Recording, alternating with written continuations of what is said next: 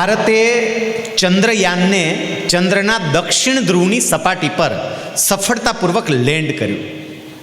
સાહેબ, ભારત વિશ્વનો પહેલો એવો દેશ બન્યો કે જે ચંદ્રના દક્ષિણ ધ્રુવ પર સાઉથ પોલ પર પહોંચી શક્યો. ચંદ્ર પર પહોંચનારો ભારત વિશ્વનો ચોથો દેશ, પણ સાઉથ પોલ પર પહોંચનારો પહેલો દેશ.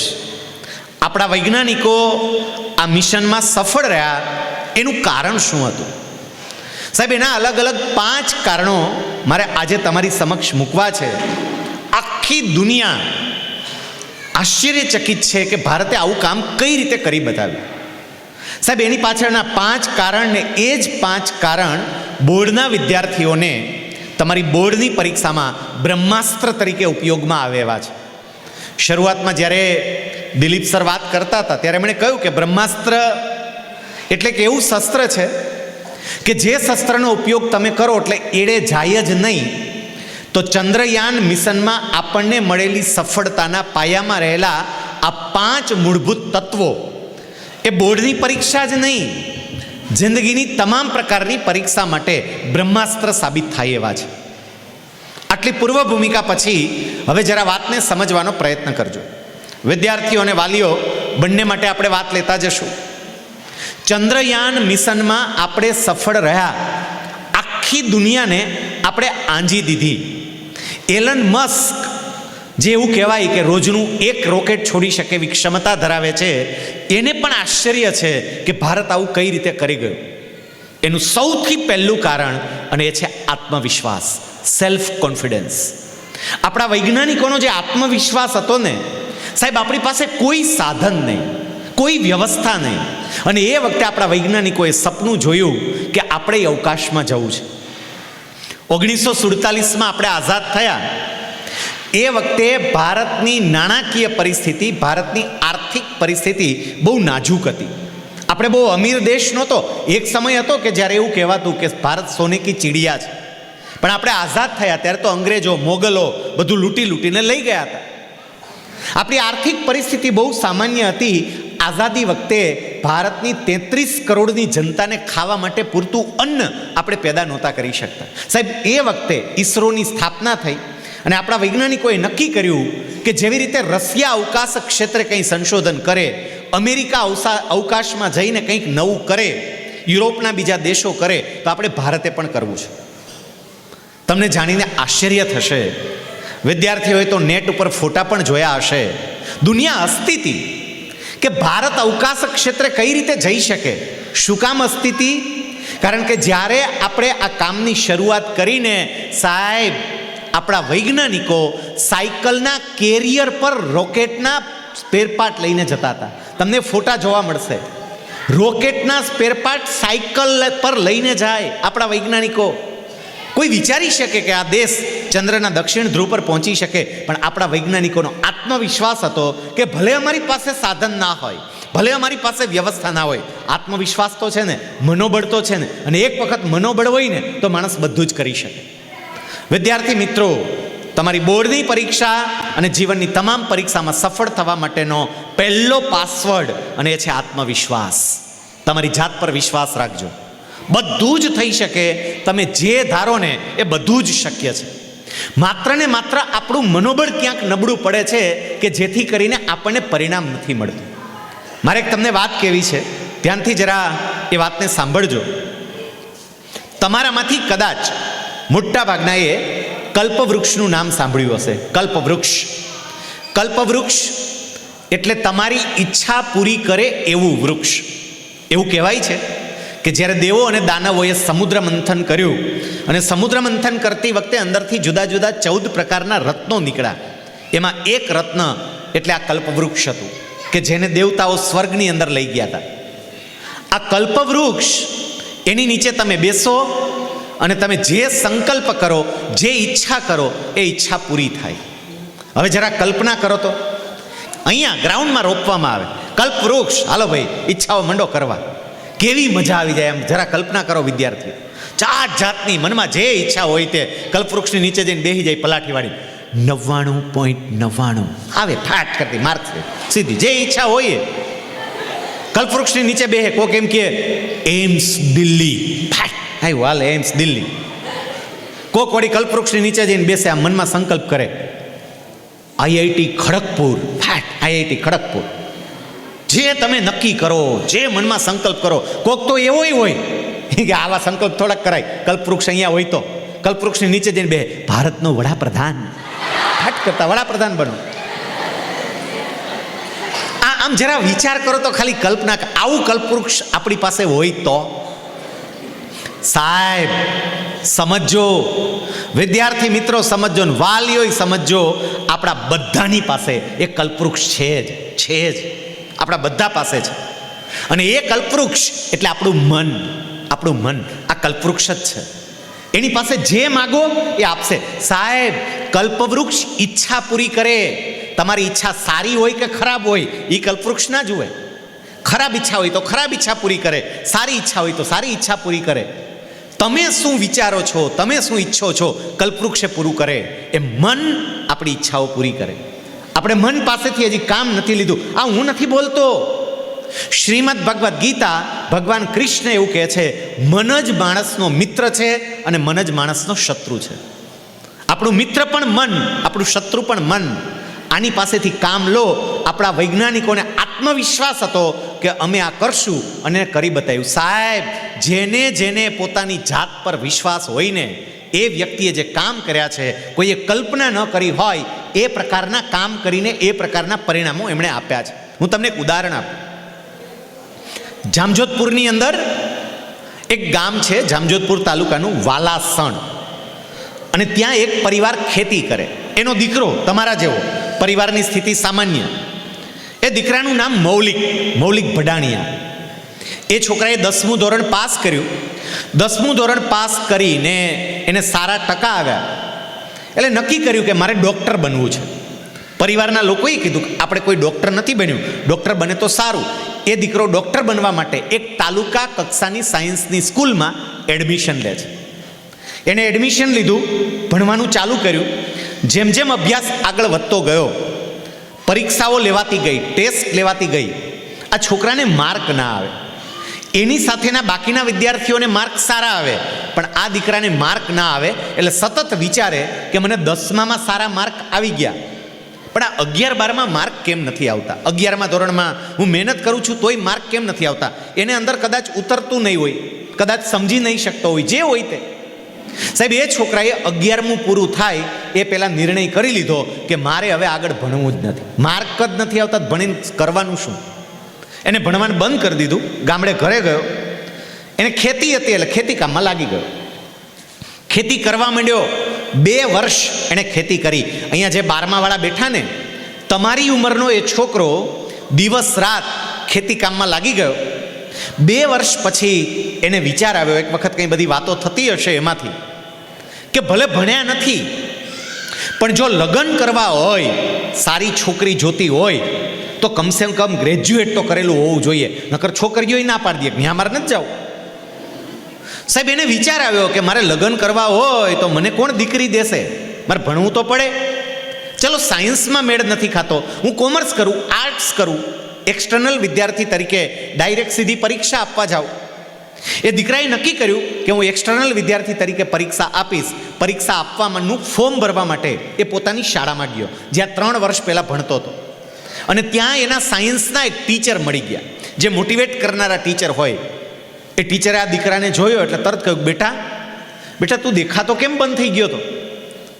હું આમ તું 11મા ધોરણમાં અહીંયા ભણતો હતો, પછી છેલ્લા 3 વર્ષથી તને જોયો જ નથી, અચાનક ગાયબ ક્યાં થઈ ગયો હતો?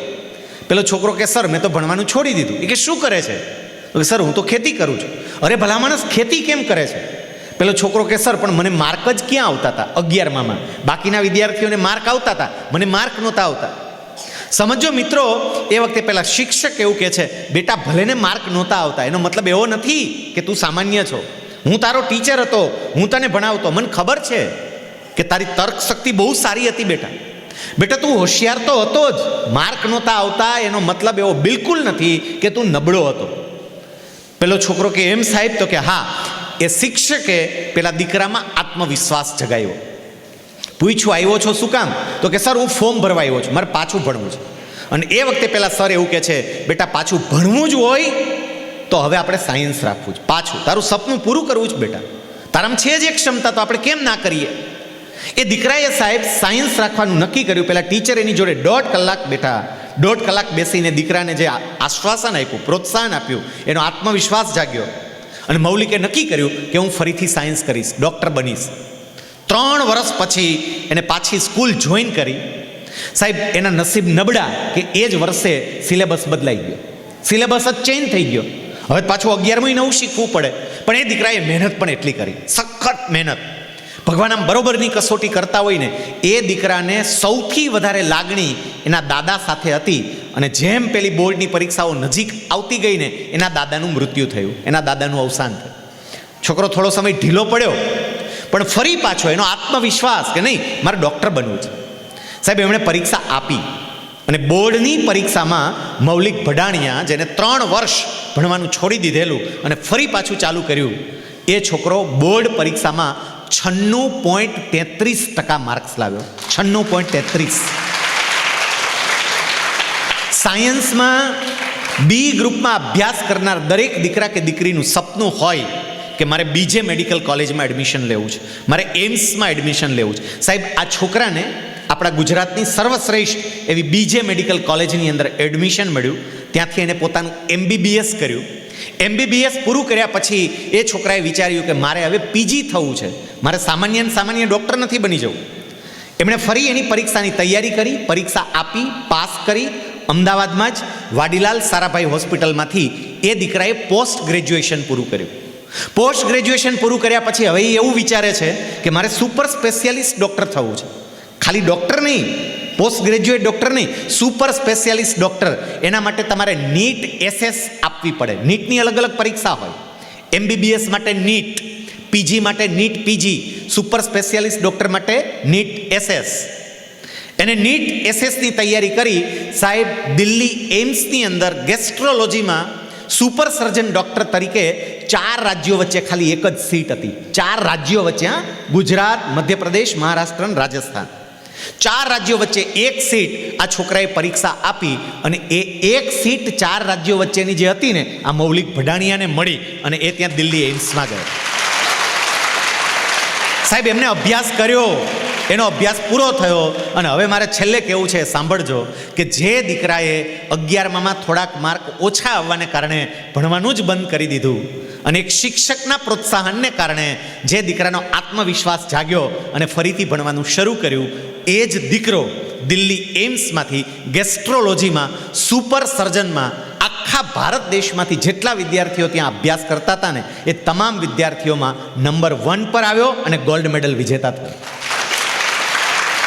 અને એ જ દીકરો અત્યારે રાજકોટની અંદર એની હોસ્પિટલ ચલાવે છે. અને સાહેબ ખાલી રાજકોટ જિલ્લો નહીં, આપણા સૌરાષ્ટ્રના 12 જિલ્લાનો એ પહેલો ગેસ્ટ્રોલોજીનો સુપર સ્પેશિયાલિસ્ટ ડૉક્ટર બન્યો છે. આખા સૌરાષ્ટ્રનો પહેલો.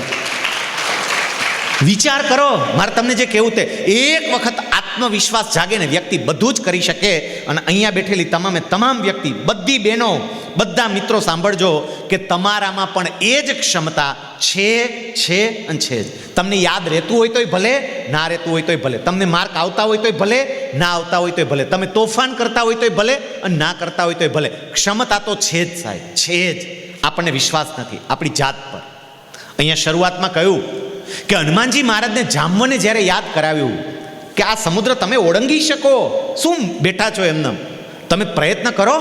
અને હનુમાનજીને પોતાની ક્ષમતાનું જ્ઞાન થયું અને હનુમાનજીએ નક્કી કર્યું કે હું આ સમુદ્ર ઓળંગીશ. હનુમાનજી ઓળંગી ગયા.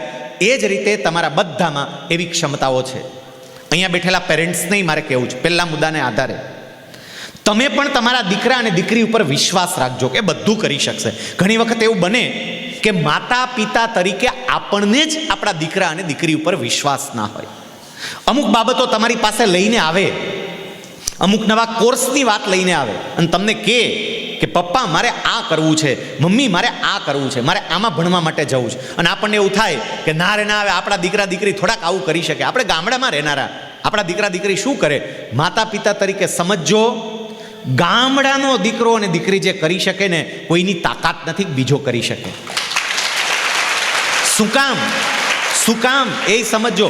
કારણ કે આ લોકો જે ઘડાયા હોય ને સાહેબ, શેરવાળા ઘડાય નહીં, એ ઓલું પોપટિયા જ્ઞાન જેવું હોય. જવાહરલાલ નહેરુ અને સરદાર પટેલ એ બંને વચ્ચે બહુ મોટો ફેર પડે. જવાહરલાલ ભલે ગમે એટલું ભણેલા હોય, પણ સરદાર પટેલ ઘડાયેલું વ્યક્તિત્વ હતું, કારણ કે ગ્રામ્ય વિસ્તારમાંથી આવેલું. એમ માતા પિતા તરીકે આ લોકો ઉપર વિશ્વાસ રાખજો કે આ બધું કરશે. હવે બીજું કારણ સફળતાનું, પહેલું આત્મવિશ્વાસ, અને આપણને સમજાઈ પણ ગયું, પણ ખાલી એનાથી હાલે નહીં. આમાં ઘણા વિદ્યાર્થીઓ એમ કે ઓકે સર ઓકે, આત્મવિશ્વાસ આવી ગયો સાહેબ, આવી ગયો, હાલ કાર્યક્રમ કરી દો પૂરો. આત્મવિશ્વાસ આવી ગયો સાહેબ, મનની તમે વાત કીધી બરોબર, હવે પોઝિટિવ જ વિચારશું ને આત્મવિશ્વાસ આવી ગયો સાહેબ, આપણે આમ ટનાટન સાહેબ, આમ જોવો ને હવે તો બધું ભૂકા કાઢી નાખવા સાહેબ. અને આત્મવિશ્વાસ એટલો આવી ગયો ને સાહેબ, આ ઓવરફ્લો થવા માંડ્યો, આમ બહાર નીકળે થોડો, હમણાં સ્કૂલની બહાર વયો જાય. પણ માત્ર આત્મવિશ્વાસથી ના ચાલે. આત્મવિશ્વાસ પછીનું બીજું તત્વ છે, અને એ છે તમારું સ્પષ્ટ ધ્યેય. તમારું સ્પષ્ટ ધ્યેય, ગોલ, ક્લિયર ગોલ.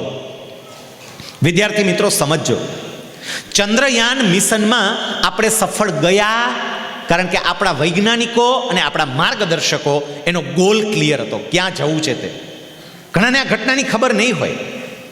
2008 પહેલાં ઈસરોના સાયન્ટિસ્ટો ચંદ્રયાનના મિશનનો પ્રોજેક્ટ લઈ અને ડૉક્ટર એપીજે અબ્દુલ કલામ અટલ બિહારી વાજપેયીજીને મળવા માટે ગયા, અને એમને મળીને બધી વાત કરી. અને એ વખતે ડૉક્ટર કલામ એવું પૂછે છે કે આપણે શું કરવું છે. એ વખતે આપણા સાયન્ટિસ્ટ એવું કહે છે કે અત્યાર સુધી વિશ્વનો કોઈ દેશ ચંદ્રના દક્ષિણ ધ્રુવ પર નથી ગયો, આપણે દક્ષિણ ધ્રુવ પર જવું છે. આપણું યાન ચંદ્રના દક્ષિણ ધ્રુવ પર જશે, ચંદ્રની જે સપાટી હોય એ સપાટીની એકદમ નજીક આવશે અને અલગ અલગ જગ્યાએથી ફોટા કેપ્ચર કરશે, ફોટા પાડશે અને એ ફોટા આપણને મોકલશે. આપણે આ કરવું છે. ડૉક્ટર કલામે તરત કહ્યું ના, આમાં સુધારો કરીએ. આપણે ચંદ્રના દક્ષિણ ધ્રુવ પર જશું, ફોટાય કેપ્ચર કરશું, પણ ઉપર આપણું યાન હોય અને નીચેથી સરફેસના ફોટા કેપ્ચર કરે એવું નહીં. આપણે ચંદ્રની સરફેસ પર ઉતરશું, આ આપણો ગોલ. આપણે ઉતરશું ચંદ્રની સરફેસ પર. વૈજ્ઞાનિકો એ વખતે દલીલ કરે છે ને એવું કહે છે પણ સર, સાઉથ પોલમાં જે સરફેસ છે એ સરફેસ બહુ ટફ સરફેસ છે. અને કલામ કે એ જ આપણું ગોલ છે, ટફ છે ને ત્યાં જ આપણે ઉતરવું છે. ને પછી કલામ સાહેબે જે વાત કરી તેણે કહ્યું જો સાંભળો, આપણે સાઉથ પોલ પર જશું, આપણું યાન સાઉથ પોલ પર લેન્ડ કરશે એટલું નહીં, સાઉથ પોલ પર ચાલશે, ભારતની છાપ છોડશે અને ત્યાંથી ફોટા પાડીને આપણને મોકલશે. ડૉક્ટર એપીજે અબ્દુલ કલામની સાથે એ વખતના આપણા વડાપ્રધાન અટલ બિહારી વાજપેયી બેઠા હતા. વાજપેયીજી આ બધી વાતો સાંભળી એટલે વાજપેયીજીએ તરત વૈજ્ઞાનિકોને કહ્યું કે કલામજી જે કહે છે એ બરોબર છે, આપણે એ જ પ્રમાણે કરવાનું છે. અને પછી વાજપેયીજી વાત કરે છે કે અત્યારે તમે જે મારી પાસે મિશન લઈને આવ્યા છો, હું ભારત દેશનો વડાપ્રધાન છું, અને આ મિશનની ચર્ચા કરવા તમે આવ્યા છો, એ મિશનનું નામ એ તમને ખબર ન હોય તો કહી દઉં કે જે ચંદ્રયાનના આપણે ગુણગાન ગાઈએ છીએ એનું નામ પહેલાં સોમયાન મિશન હતું. સોમનો અર્થ ચંદ્ર જ થાય, સોમનાથ એ ચંદ્ર પરથી જ સોમનાથ મંદિરનું નામ પડ્યું છે. સોમયાન મિશન આવું નામ હતું. પણ ડૉક્ટર કલામની વાતને ટેકો આપતા અટલ બિહારી વાજપેયી એવું કહેલું કે કલામજીએ કહ્યું કે આપણે ચંદ્રની ધરતી પર ઉતરવું છે, મતલબ સાવ નજીક જવું છે, તો સોમયાનમાં થોડુંક દૂર હોય ને એવું લાગે છે, આપણે આનું નામ સોમયાન નહીં, આપણે ચંદ્રયાન જ રાખવું છે, એટલે નજીક હોય ને એવું આપણને પાકે પાયે લાગે. સાહેબ આખું નામ બદલ્યું. આ ચંદ્રયાન મિશન નામ આપનાર અટલ બિહારી વાજપેયીજી હતા. આ બંનેનો ગોલ કેટલો ક્લિયર હતો એ જોજો. અને હવે અહીંયા બેઠેલા બધા મારા વિદ્યાર્થી ભાઈઓ અને બહેનોને મારે પૂછવું છે કે તમારો ગોલ ક્લિયર છે? તમારી જાતારે વાત કરજો. તમે શું કરવાના છો, ક્યાં જવાના છો? What you want to do in your life, what you want to B in your life. શું કરવું છે, શું બનવું છે? ઘણી વખત એવું બને સાહેબ, કંઈ નક્કી જ ના હોય, નક્કી જ ના હોય. હું ઘણી વખત એક ઉદાહરણ આપું. માની લો કે તમે મોરબીના બસ સ્ટેન્ડમાં ઊભા હોય. જરા કલ્પના કરજો વિદ્યાર્થીઓ, આ વાત હું તમને કરું છું. તમે મોરબીના બસ સ્ટેન્ડમાં ઊભા હોય, એક મુસાફર દોડતો આવે, ભારેખમ થેલો હોય, અને થેલો લઈને દોડતો આવે, એક બસનું બોર્ડ જોવે, મોરબી રાજકોટ, એટલે ફટ કરતો બસમાં ચડે. બસમાં ચડી એક જ મિનિટમાં પાછો ઉતરી જાય. તમે જોવો ખરા કે આ બસમાં ચડીને પાછો ઉતરી ગયો. આપણને ખબર નહીં હોય, આને કદાચ નહીં જવું હોય રાજકોટ. બીજી બસ આવે મોરબી હળવદ, બસમાં ચડે ને ફટ ફટ કરતો પાછો નીચે ઉતરી જાય. આપણને આને સારું હળવદઈ નહીં જવું હોય કદાચ. ત્રીજી બસ આવે મોરબી ભુજ, બસમાં ચડે ફટ પાછો ઉતરી જાય. પણ તમને એમ થાય કે આ ભાઈ બિચારો ચડે ઉતરે કંઈક તકલીફ હશે, આપણે મદદ કરવા જાય અને તમારી ભાવના મદદ કરવાની હોય. તમે એની પાસે જાઓ અને મુસાફરને તમે એવું પૂછો કે ભાઈ તમે અલગ અલગ બસમાં ચડીને પાછા ઉતરી જાઓ છો, તમારે ખરેખર ક્યાં જવું છે કયો તો હું તમને મદદ કરું. અને એ વખતે જે મોરબીના બસ સ્ટેન્ડમાં ઊભો છે, જેના ખભે થેલો છે, એ મુસાફર તમારી સામે જોઈને હસે અને હસતા હસતા તમને એવું કહે ક્યાં જવું છે એ તો હજી મેં નક્કી જ નથી કર્યું. આપણને કેવો મૂર્ખા જેવો લાગે. બસ સ્ટેન્ડમાં ઊભો છે, ખભે થેલો છે અને ક્યાં જવું છે એ નક્કી જ નથી. વિદ્યાર્થી મિત્રો એટલું સમજો, જો એ મુસાફર આપણને મૂર્ખો લાગતો હોય તો ક્યાંક કેટલેક અંશે આપણે પણ મૂર્ખા છીએ. રોજ થેલો લઈને સ્કૂલે આવે, આમામ કરતા આવે સ્કૂલે રોજ. આપણે પૂછીએ જાવું છે ક્યાં, એ નક્કી નથી. તમે જો આપણી એવી જ સ્થિતિ છે. ઘણાને પૂછે શું કરવું છે કે ટકા આવે ને પછી જોવું સાહેબ ટકા આવવા દો એકવાર. મિત્રો નક્કી કરજો ગોલ. અને એમાંય ખાસ કરીને બોર્ડના વિદ્યાર્થીઓ, 10મા વાળા, 12મા વાળા, સાહેબ તમારી બોર્ડની એક્ઝામને માત્ર 73 દિવસ આજથી બાકી છે. તમે જો ઈચ્છો ને આ 73 દિવસનો મસ્ત ઉપયોગ થઈ શકે. જે લોકો એ ગ્રુપવાળા છે, JEE ફર્સ્ટ પ્રયાસ માટે તમારી પાસે કદાચ મહિનાની આસપાસનો સમય છે. જે નીટવાળા છે આઈ થિંક લગભગ 125 દિવસ કે 130 દિવસ જેટલો સમય બાકી છે. હજુય સમય છે. તમે ઈચ્છો તો હજુય ઘણું થઈ શકે, પણ એના માટે ગોલ નક્કી કરો. ગોલ નક્કી કરો. સાહેબ આજે એક કામ કરજો. આપણે સેમિનાર એમનેમ પૂરો નથી કરવો. આજે દરેક વિદ્યાર્થી એક કામ કરજો. તમારા જીવનમાં તમે શું કરવાના છો એના પહેલા ભાગ તરીકે બોર્ડની પરીક્ષામાં તમારું પરફોર્મન્સ કેવું હશે એનો ગોલ નક્કી કરો. ઘરે જાઓ, એક કાગળ લેજો. કાગળ લઈ તમારું નામ લખજો. પછી તમારો ગોલ લખજો. બોર્ડમાં તમે કેટલા ટકા લાવશો લખજો. અને પછી તમે જ્યાં વાંચતા હોય ને, જ્યાં બેસતા હોય ને ત્યાં ચોંટાડજો. સાહેબ આ ગોલ લખ્યો હોય ને તમને સતત રિમાઇન્ડર આપે કે આ કરવાનું જ, આ કરવાનું જ, આ કરવાનું જ, આ કરવાનું જ. માઇન્ડને રિમાઇન્ડર મળે ને એની અસર થાય. હું સ્પીપાની અંદર જોઈન્ટ ડાયરેક્ટર તરીકે 12 વર્ષ રહ્યો. આમ તો ડેપ્યુટી ડાયરેક્ટર અને જોઈન્ટ ડાયરેક્ટર. મારી 12 વર્ષની નોકરી સ્પીપામાં થઈ. અને સ્પીપા એટલે ગુજરાત સરકારની એક એવી સંસ્થા છે કે જે આપણા ગુજરાતના દીકરા અને દીકરીઓને UPSCની પરીક્ષા આપી અને સીધું કલેક્ટર કે કમિશનર બનવું હોય ને તો એના માટેની ટ્રેનિંગ આપે છે. સાહેબ અમારા જે વિદ્યાર્થીઓ ટ્રેનિંગ માટે આવે ને, જે વિદ્યાર્થીઓ સિલેક્ટ થયા હોય, જેને અમે UPSCની ટ્રેનિંગ આપી, પૂછીએ કે બેટા તારો ગોલ શું છે. પહેલી વ્યક્તિ કહે સાહેબ મારે IAS બનવું છે. કોઈ કહે સાહેબ મારે IPS બનવું છે. IAS બનવું હોય કે IPS બનવું હોય એનો ગોલ હોય ને, અમે ત્યારે જ કહીએ કે કામ કર, આજથી જ તારા નામની નીચે IAS લખતો થઈ જાય. આજથી લખ, અત્યારે તારા ચોપડામાં જ લખ, હાલ નીચે લખ શૈલેષ સકપરિયા, નીચે લખ IAS, લખ અત્યારથી લખ. કોણ તને ના પાડે, લખ ને. એનો અર્થ બીજો કાઢજે કોક પૂછે તો. હું તો એવું કહેતો કે કામ કરો, અત્યારથી તમારા નામની એક નેમ પ્લેટ બનાવી તમારા ઘરના દરવાજે લખો શૈલેષ સકપરિયા IAS. મેં કીધું કોક કદાચ GEB વાળો આવશે તો આમ જોવે કે આ સાહેબ તો કલેક્ટર છે, અન્ય ન જવાય, વયો જાય, ચેકિંગમાં નહીં આવે, ફાયદો થાય ઉલટન. મારે કેવું છે કે તમારો ગોલ લખજો સાહેબ ગોલ લખીને રાખો નજર સામે. અને નજર સામે લખેલું હશે ને, મેં તમને કહ્યું એ પ્રમાણે આ મગજને સતત એનું અનુસંધાન રહે. અત્યારે હું તમારી સામે વાત કરું છું ને, સેમ 2015માં આવી તો કેટલીય ઘટના બની છે, પણ 2015ની ઘટના હું છેક પરિણામ સુધીની વાત કરવી છે એટલે લઈ જાઓ. 2015માં એક વ્યક્તિ રાજકોટની અંદર આવો સેમિનાર, એ સેમિનારમાં મારી સામે બેઠી હતી એક દીકરી હતી. કાર્યક્રમ પૂરો થયો, બોર્ડની પરીક્ષાને 100 દિવસ બાકી હતા. અત્યારે 73 દિવસ બાકી છે. આ હું તમને વાત કરું છું ત્યારે 100 દિવસ બાકી હતા. એ દીકરી મળવા માટે આવી અને મને એવું કહે છે કે સાહેબ મારે ગોલ નક્કી કરવો છે. તમે જે વાત કરી ને કે ગોલ નક્કી કરવો જોઈએ, તો સાહેબ મારે ગોલ નક્કી કરવો છે. મેં કીધું શું બેટા ગોલ નક્કી કરવો છે? એ કે સાહેબ એ તો હું લખી ઘરે દિવાલમાં ચોંટાડીશ અને એનો ફોટો પાડીને મોકલીશ. એ દીકરીએ ઘરે પોતાની દિવાલની અંદર એક પેલું તો ડ્રોઈંગ શીટ લીધી. ડ્રોઈંગ શીટમાં પોતાનું નામ લખ્યું અને નામ લખ્યા પછી નીચે લખ્યું તો એનું નામ હતું રામાનુજ યશવી. એટલે એને લખ્યું Ramanuj Yashvi, board first, 99.99 PR, અને પછી 6 સબ્જેક્ટમાં કેટલા માર્ક્સ લાવશે એ લખ્યું અને એનો ફોટો પાડીને મોકલ્યો. સાહેબ એ દીકરીએ ગોલ નક્કી કર્યો, એને મહેનતય કરી, આગળ વાત આવશે. અને પછી જ્યારે એમને બોર્ડની પરીક્ષા આપી અને બોર્ડનું રિઝલ્ટ આવ્યું, જ્યારે હું પાવર પોઈન્ટ પ્રેઝન્ટેશન દ્વારા વિદ્યાર્થીઓને બતાવતો હોય તો એ દીકરીની માર્કશીટ બતાવું, સાહેબ એ દીકરીને એક્ઝેક્ટ 99.99 PR આવ્યા.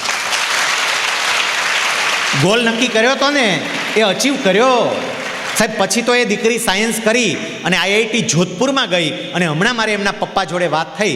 એમના પપ્પાએ એવું કહ્યું કે સાહેબ યશ્વીનું એન્જિનિયરિંગ પૂરું થઈ ગયું અને યશ્વીને કેમ્પસ ઇન્ટરવ્યૂમાં જ ઇન્ડોનેશિયાની એક કંપનીની અંદર નોકરી મળી ગઈ અને એને સ્ટાર્ટિંગ પગાર એ કંપનીએ વાર્ષિક 30 લાખનો ઓફર કર્યો છે. અત્યારે અમે સ્વીકાર્યું છે. વાર્ષિક 30 લાખ, મહિનાનો 2.5 લાખનો પગાર થયો. છોકરી ક્યાં પહોંચી સાહેબ? બધું જ શક્ય છે. કોઈ કલ્પના કરી શકે કે ગ્રામ્ય વિસ્તારની અંદર ચાલતી આ ન્યૂ વિઝન સ્કૂલની કશિશ 99.99 PR સાથે આખા ગુજરાત રાજ્યમાં પહેલો નંબર લાવે? આ દીકરી હમણાં અહીંયા આવીને આપણે સન્માનિત કરીશું. લાવી. અને તમે કશિશને પૂછજો, એની યારે વાત કરજો સાહેબ. મનમાં એને ક્યાંક આવો ગોલ નક્કી કર્યો જ હોય તો જ અચીવ થાય. એક સમયે નક્કી કર્યું જ હોય કે મારે આવું કરવું છે, આટલા પર્સન્ટેજ મારે લાવવા છે, આ જગ્યાએ પહોંચવું છે. તમે નક્કી કરજો. વિદ્યાર્થી મિત્રો, હું તમને એ પણ કહું છું કે હું અવાસ્તવિક વાતો કરનારો નથી. એટલે હું એવું નથી કહેતો કે અહીંયા બેઠેલી દરેક દીકરી, દરેક દીકરા પોતાનો ગોલ 99.99 PR રાખે, એવું કહેતો જ નથી. પણ હા, એટલું ચોક્કસ કહીશ કે અત્યારે જો તમને A1 ગ્રેડ આવતો હોય, 90% ઉપર માર્ક્સ તમે અત્યારે લાવી શકતા હોય તો હજુય 73 દિવસ નક્કી કરો ને તો 99.99 એ પહોંચી શકાય. હજુય A1 ગ્રેડવાળા તો નક્કી કરજો જ કે અમે આ કરશું. તમારા ટીચર અહીંયા બધા બેઠા છે તમારી કચાશ દૂર કરવા માટે. કોઈ પણ કચાશ હશે તો આ ટીચર દૂર કરી દેશે. સાહેબ, જે લોકોને 80% આવે છે, 5-7% વધારે વિચારો, 70% આવે છે, 5-7%. તમને જેટલા ટકા આવે છે એના કરતાં 5-7 વધારે ટકાનો ગોલ નક્કી કરીને તૈયારી કરો ને તો ત્યાં પહોંચી શકો. અને જેને જેને આવા ગોલ નક્કી કર્યા એ વ્યક્તિઓ તે કક્ષાએ પહોંચ્યા. મારે એક બીજું તમને ઉદાહરણ આપવું છે કે વ્યક્તિ જ્યારે પોતાના જીવનનો ધ્યેય નક્કી કરે, ગોલ નક્કી કરે તો એ વ્યક્તિ ત્યાં પહોંચી શકે. સાહેબ, હું ઘણી વખત આ ઉદાહરણ આપતો હોઉં છું. રાજકોટની અંદર એક દીકરાએ બોર્ડની પરીક્ષા આપી, એને માત્ર 37% માર્ક્સ આવ્યા. દીકરો બહુ નબળો હશે, 37% જેટલા જ માર્ક આવ્યા. ગણિતમાં તો 35 માર્ક જ હતા, ખાલી માંડ પાસ થયો હતો. અને કોલેજના પહેલા વર્ષમાં આવ્યો ત્યાં સુધી એ છોકરાને પોતાનું નામ ઇંગ્લિશમાં લખતા આવડતું નહોતું. કોલેજના પહેલા વર્ષમાં 19 વર્ષની ઉંમર અને નામ લખતા ન આવડે. એ પોતાના નામનો સ્પેલિંગ લખે, એનું નામ તુષાર હતું. તો નામનો સ્પેલિંગ લખે ને ત્યારે TUSHAR, એમાં છેલ્લો R કેપિટલ કરે, બાકીના બધા સ્મોલ લેટર હોય, છેલ્લો નામનો છેલ્લો અક્ષર કેપિટલ કરે. એટલે એના સરે કોચિંગ ક્લાસમાં આ છોકરાને એવું કીધું કે એલા આ તારા નામમાં તો જોઈ. કે કેમ સાહેબ, નામ તો બરોબર જ છે ને? એ કે બરોબર નહીં, નામનો સ્પેલિંગ જો.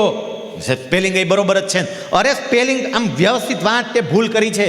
આ જો નામનો છેલ્લો અક્ષર કેપિટલ. પેલો કે લે સાહેબ, તો તમને ખબર નથી નામનો છેલ્લો અક્ષર કેપિટલ હોય?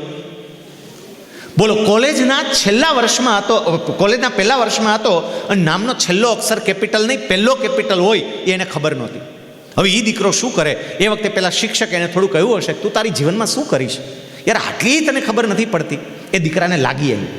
સાહેબ, ઘરે જઈને એના પપ્પાને વાત કરી અને એ વખતે પપ્પા સાથે વાત કરીને દીકરો પોતાના જીવનનો ગોલ નક્કી કરે છે કે મારે હવે એ સાહેબને કંઈક બનીને જવાબ આપવો છે. અત્યારે હું ઇંગ્લિશમાં મારું નામ નથી લખી શકતો, પણ મારે મારી જાતને એવી રીતે તૈયાર કરવી છે કે હું ઇંગ્લિશમાં બોલીશ, ઇંગ્લિશમાં લખીશ, ઇંગ્લિશમાં વાંચીશ, ઇંગ્લિશમાં એક્સપર્ટ બનીશ. એમને પ્રયત્નો કર્યા. ધીમે ધીમે એ વ્યક્તિ આગળ પણ વધતી ગઈ, ઇંગ્લિશમાં મહારત પણ મેળવી. આપણા દેશની સૌથી અઘરી ગણાતી યુપીએસસીની પરીક્ષા આપી, યુપીએસસીની પરીક્ષા પાસ કરી, એને IAS કેડર મળી.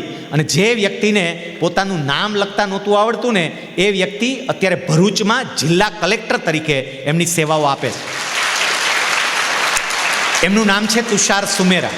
અને તમારા બધા માટે આનંદની વાત એ કહે છે કે તુષાર સુમેરાએ IAS ઓફિસર તરીકેની ટ્રેનિંગ અહીંયા મોરબીમાં જ લીધી છે. આસિસ્ટન્ટ કલેક્ટર તરીકે અહીંયા મોરબીમાં એ જોડાણા. 2 વર્ષ પહેલાં જ એને પોતાની માર્કશીટ શેર કરી દીધી. બધા વિદ્યાર્થીઓ માટે ખબર પડે કે ઓછા ટકા આવે કે એમાં તકલીફ નથી પડી જતી. સાહેબ, ગોલ નક્કી કરે, ધ્યેય નક્કી કરે તો વ્યક્તિ ક્યાં પહોંચી શકે. હમણાં થોડા સમય પહેલાં જ ભારતના વડાપ્રધાને જ્યારે આપણા દેશના બેસ્ટ કલેક્ટરોને યાદ કર્યા ને, બેસ્ટ કલેક્ટરો, દેશના બેસ્ટ કલેક્ટર, અને એ વખતે એમણે આ તુષાર સુમેરાને યાદ કર્યા. એને એવું કહ્યું કે ભરૂચમાં એ માણસ જે કામ કરે છે સાહેબ તમને 37% માર્ક ન આવડે, કોલેજમાં આવો પહેલા વર્ષમાં તમારા નામનો સ્પેલિંગ લખતા ન આવડે અને તમને ભારતના વડાપ્રધાન યાદ કરે, આ ગોલનો ચમત્કાર છે, ધ્યેયનો ચમત્કાર છે. નક્કી કરો, તમે પહોંચી શકશો. મારો પરિચય અહીંયા આપતા હતા. હું તમારા જેવો નસીબદાર નહોતો. હું જ્યારે ભણતો તો મને આવી સારી સ્કૂલ નહોતી મળી. હું સરકારી શાળામાં ભણતો. હા, અમારા સરકારી શાળાના ટીચરો પણ બહુ જ પ્રેમથી ભણાવતા હતા, એક્સપર્ટ ટીચર્સ હતા, પણ વિશેષ લાભ નહોતો મળતો. હું ટ્યુશન નહોતો રાખી શકતો. મારો પરિચય આપ્યો, સાહેબ હું હીરા ઘસતો હતો. અને એ વખતે એકવાર મારા ગામના કેટલાક મિત્રોએ મારું અપમાન કર્યું. મેં નક્કી કર્યું કે ના, મારે કંઈક કરવું છે. મારે માત્ર હીરા ઘસવું નથી બનવું, મારે જીવનની અંદર કંઈક એવું કરવું છે કે લોકોએ મારા અસ્તિત્વની નોંધ લેવી પડે. અને પછી મેં મહેનત કરીને એક ગોલ નક્કી કર્યો કે કંઈક કરવું છે. પાછો ભણવાઈ બેઠો ફરી હીરા ઘસ્યા પછી. અને સાહેબ આજે સિનિયર ક્લાસ 1 અધિકારી તરીકે છોકરાઓ બધા ક્લર્ક બનવા માટેના સપના જોતા હોય, તલાટી બનવા માટેના સપના જોતા હોય, એ માટેની તૈયારી કરતા હોય. અને મેં ગયા વર્ષે જ એડિશનલ કલેક્ટર રેન્કની સિનિયર ક્લાસ 1 અધિકારીની નોકરી છોડી દીધી પહોંચ્યા પછી, કે અહીંયા મારે પહોંચવું તો આ પહોંચી ગયો, હવે નોકરી નથી કરવી. નક્કી કરો એ બધું થાય. ત્રીજું કારણ, ચંદ્રયાન મિશનમાં આપણે સફળ કેમ રહ્યા? પહેલું, આપણો આત્મવિશ્વાસ. બીજું, આપણો ક્લિયર ગોલ. ત્રીજું, પ્રચંડ પુરુષાર્થ, હાર્ડવર્ક. આપણા વૈજ્ઞાનિકોએ જે મહેનત કરી છે સાહેબ, ચંદ્રયાન મિશનની સફળતાની ઉજવણી તો આપણને દેખાણી, પણ એ ચંદ્રયાન મિશનની યાત્રામાં આપણા વૈજ્ઞાનિકોએ પોતાની જાત હોમી દીધી હતી ને, એ આપણને દેખાણું જ નથી.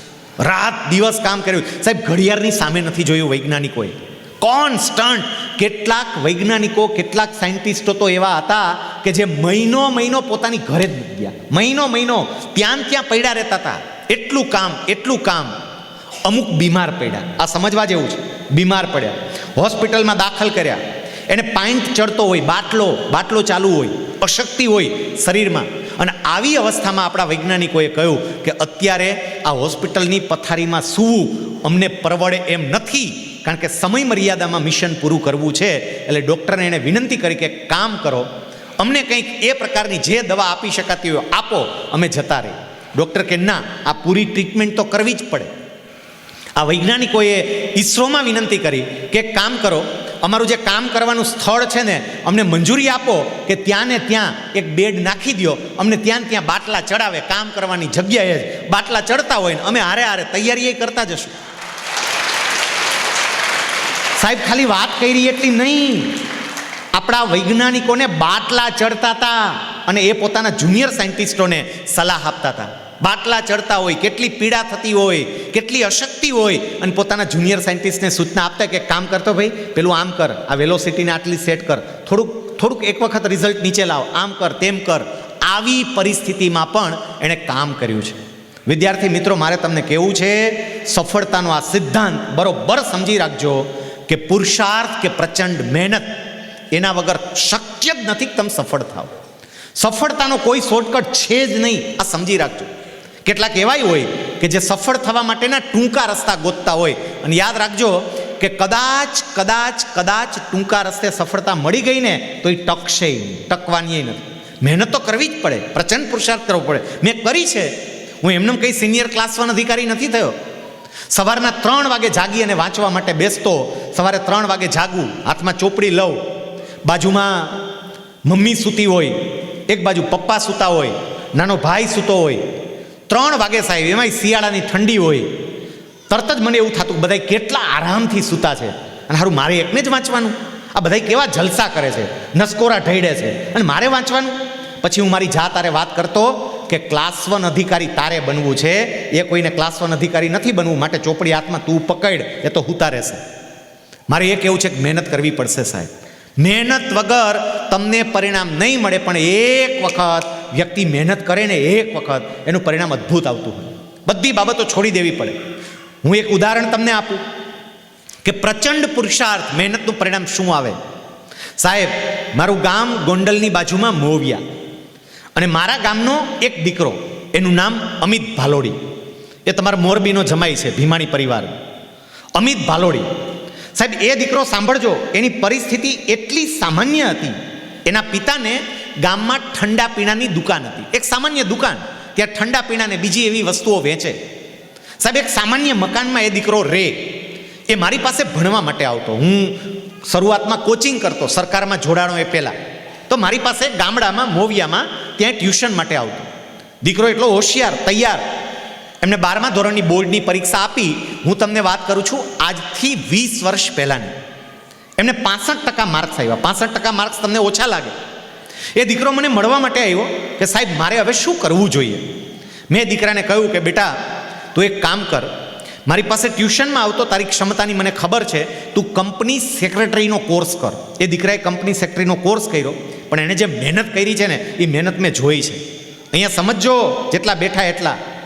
સાહેબ રાત દિવસ એણે મહેનત કરી છે, કારણ કે ગામડાનો દીકરો હતો એટલે એનું અંગ્રેજી કાચું હતું અને આમાં બધું ઇંગ્લિશમાં આવે. એને ગોલ નક્કી કર્યો હતો કે સાહેબ કંપની સેક્રેટરીની જેટલી પરીક્ષાઓ આવે એ તમામ પરીક્ષાઓ મારે પહેલાં જ પ્રયત્નમાં પાસ કરી દેવી છે. અને એટલે એને સખત મહેનત કરી. મને બરોબર એ દિવસ યાદ છે કે હોળીનો દિવસ હતો. સાહેબ ગામડામાં હોળીનું કેટલું મહત્ત્વ હોય, ગામડામાં રહેનારા આપણને બધાને ખબર છે.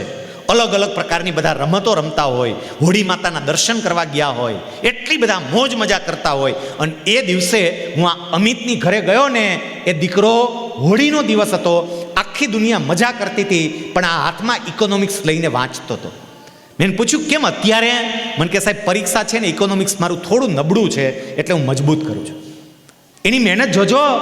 અને એનું પરિણામ એ આવ્યું કે ગામડાનો અમારો દીકરો પણ એમણે ફાઉન્ડેશનથી લઈને ફાઇનલ સુધીની બધી જ CS ની પરીક્ષા એટલે કંપની સેક્રેટરીની પરીક્ષા પહેલા જ પ્રયત્નમાં પાસ કરી દીધી. બધી પરીક્ષાઓ પહેલા પ્રયત્નમાં પાસ.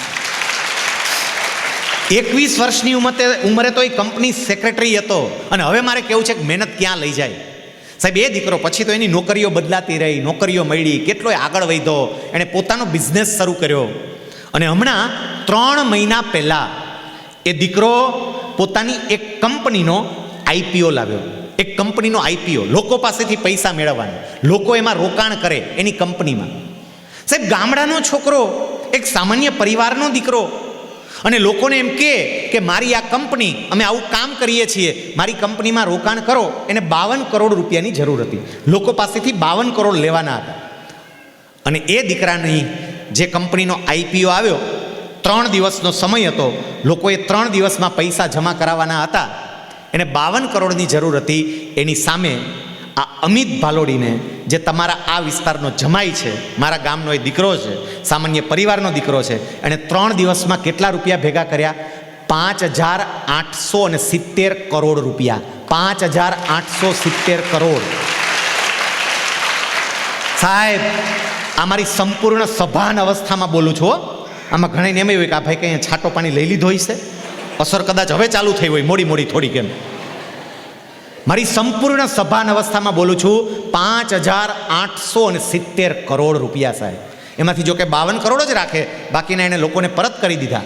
સાહેબ અમેરિકાની બેન્કોએ જે ભારતમાં કોઈ દી રોકાણ ન કરે નાની કંપનીમાં, એને આની કંપનીમાં રોકાણ કર્યું. કેમ? એની મહેનત, એનો પુરુષાર્થ. મારે એ કહેવું છે વિદ્યાર્થી મિત્રો કે મહેનત કરશો, પુરુષાર્થ કરશો તો તમે મસ્ત જીવન જીવી શકશો. તમારા વિદ્યાર્થી કાળના 5 વર્ષ છે ને, 5 વર્ષ આ સુવર્ણ સમય છે, એટલું યાદ રાખજો. અત્યારે હસી મજાકમાં એમનેમ સમય પસાર થઈ જાય. સાહેબ 10 વર્ષ પછી જ્યારે માર્કેટમાં આવો ને, તમને ખબર પડે કે કોઈ આપણને 10,000ની નોકરી પણ ના આપે. પણ અત્યારે સમય છે. અત્યારે હું મારી જાતને ઘસીને મહેનત કરીને બરોબરનો તૈયાર થઈ જાઉં, અને એક વખત તૈયાર થઈ શકું ને તો બધું શક્ય છે. હું બીજું ઉદાહરણ આપું સાહેબ. વ્યક્તિ મહેનત કરે, પુરુષાર્થ કરે, એનું પરિણામ શું મળે? ત્યાં ગોંડલની અંદર એક દીકરો, એનું નામ શ્યામ ખીમાણી. આ બધા આપણી આસપાસના ઉદાહરણો હું આપું છું. સાહેબ શ્યામ ખીમાણી 12મા ધોરણની અંદર અભ્યાસ કરતો હતો, પણ પરિવારની પરિસ્થિતિ એટલી નબળી. એના પપ્પા પેલા મમરાના કારખાનામાં પેક કરવાના હોય, મમરાને કોથળીમાં, એ કામ કરતા હતા. રહેવા માટે એક ભાડાનું મકાન, અને એ પણ લગભગ 65 વર્ષ જૂનું, નળિયાવાળું, દેશી નળિયાવાળું, ખપાટ નાખેલી હોય એવું, જેમાંથી ધૂળ નીચે પડતી હોય એવું મકાન. અને એ મકાનમાં સાહેબ એનું રસોડું કયો તો એ, એનો બેડરૂમ કયો તો એ, એનું કિચન કયો તો એ, જે કયો એ બધું તમારું કિચન કયો, બેડરૂમ કયો, ડ્રોઈંગ રૂમ કયો, બધું એક જ હતું ખાલી. સાહેબ આ દીકરો રોજ સવારે 6:30ની આસપાસ જાગે, તૈયાર થઈ 7 વાગે કોચિંગ માટે જતો રહે. 7 થી 10 3 કલાક એ જે ભણતો હતો એના કોચિંગ કરે. એ 12th કોમર્સમાં હતો, ભણતો તો એના કોચિંગ કરે. કોચિંગ પૂરા કરી અને 10 વાગે એ નોકરી કરવા જતો રહે. અને નોકરી ક્યાં કરતો? ગોંડલના બસ સ્ટેન્ડની એક્ઝેક્ટ બહાર. તમે ગોંડલના બસ સ્ટેન્ડની બહાર નીકળો ત્યાં એક બૂટ ચપ્પલની દુકાન છે. એ બૂટ ચપ્પલની દુકાનની અંદર આ દીકરો નોકરી કરે. સવારે 10 વાગે નોકરીએ લાગી ગયો હોય, રાતના 9 વાગ્યા સુધી કામ કરવાનું. સવારના 10 થી રાતના 9, ઓલમોસ્ટ 11 કલાક. 9 વાગે એ થાયકો પાયકો ઘરે આવે. હવે જરા વિચારીએ, જે દીકરો સવારે 7 વાગે ઘરેથી નીકળી ગયો છે, 14 કલાક પછી એ પાછો ઘરે આવે અને કેટલો થાક્યો હોય એ છોકરો. ઘરે આવે, જમે, કોઈ પણ વ્યક્તિ સૂઈ જાય, પણ આ દીકરાનું સપનું હતું કે મારે કંઈક બનવું છે અને એટલે વાંચવા માટે બેસે. સાહેબ, આપણા જેવી ફેસિલિટી નહીં. અહીંયા તો તમને કેવા સરસ મજાના રૂમ આપ્યા છે, કેવું સરસ મજાનું વાતાવરણ હોસ્ટેલમાં આપ્યું છે. જે લોકો ગામમાં રહે છે, પોતાની ઘરે રહે છે, દરેક પાસે વાંચવા માટેની જગ્યા છે. આ છોકરાને વાંચવું હોય તો વાંચે ક્યાં? કારણ કે એના ઘરમાં તો એક જ રૂમ હતો. જો રૂમમાં લાઇટ ચાલુ કરીને વાંચવા બેસે, મમ્મી પપ્પા ઊંઘે કેવી રીતે? કારણ કે લાઇટ ચાલુ હોય તો એને ઊંઘ ના આવે. સાહેબ, આ દીકરાએ ઘરની બારીમાંથી વાયર બહાર દોડાવી અને રોડ ઉપર એક લેમ્પ લટકાવ્યો અને રોડ ઉપર નીચે પથ્થરનો એક ઓટલો હતો. જમી લે પછી મમ્મી પપ્પા અંદર સૂતા હોય અને આ દીકરો બહાર આવે અને પથ્થરના ઓટલા પર શેરીમાં બેસીને વાંચે. આપણે ખાલી વાતો કહેતા કે લોકો આમ અજવાળામાં લાઇટમાં પહેલાં વાંચે, બહાર સ્ટ્રીટ લાઇટમાં વાંચે. એમ નહીં, આ તો ઘટના સાહેબ, વાંચે. ત્યાં રોડ ઉપરથી કેટલા વાહન પસાર થતા હશે, પણ આ દીકરાનું એક જ સપનું કે મારે માત્ર બૂટ ચપ્પલવાળાને ત્યાં નોકરી નથી કરવી, મારે મારા પપ્પા જે પ્રમાણે મજૂરી કરે છે એવી મજૂરી નથી કરવી, મારે કંઈક આગળ વધવું છે. એને 12મામાં સારા ટકા આવ્યા, સ્કોલરશિપ મળી. આગળના અભ્યાસ માટે મુંબઈ ગયો. એને મુંબઈ પોતાનો અભ્યાસ ચાર્ટર્ડ અકાઉન્ટન્ટ સુધીનો પૂરો કર્યો. અહીંથી જ હમણાં એક દીકરીનું સન્માન થયું. એના પેરેન્ટ્સ આવ્યા. એ દીકરી અત્યારે CA કરે છે. આ છોકરોય ગયો CA કરવા માટે. સાહેબ, પોતાના CAના અભ્યાસ દરમિયાન એ દીકરાએ એટલી મહેનત કરી છે. એ વખતે પણ બીજા કેટલાય અભ્યાસ કરતા હશે, પણ આ અલગ પ્રકારનો હતો. અને એને કારણે CA થતાની સાથે જ આ દીકરાને 5 આંકડાના પગાર સાથે નોકરી મળી. અને થોડા સમય પછી એ દીકરાએ પોતાના ફેસબુક અકાઉન્ટની અંદર એક ફોટો અપલોડ કર્યો. કવર પેજ ઉપર એક ફોટો મૂક્યો. ફોટો એવો હતો કે દીકરો ઓડી કારમાં બેઠો છે, ઓડી કારમાં, અને ઓડી કારને ડ્રાઈવ કરે છે. આમ દરવાજો ખુલ્લો છે, મને એક્ઝેક્ટ ફોટો યાદ છે. દરવાજો સેજ આમ ખુલ્લો રાખ્યો છે, ડ્રાઇવિંગ સીટ પર બેઠો છે અને ઓડી કારનું સ્ટિયરિંગ પકડ્યું છે. ઓડી કાર એટલે ઓલમોસ્ટ 40, 50, 60 લાખની કાર. 40 લાખથી કિંમત તમે શરૂ કરો. મેં તપાસ કરાવી કે આ ઓડી કાર કોની છે. એ છોકરા સાથે વાત કરી. એણે મને કહ્યું, સાહેબ મારી પોતાની છે. મેં, તારી ઓડી કાર? મને કે હા સાહેબ. તે લીધી? મને કે હા સાહેબ લીધી.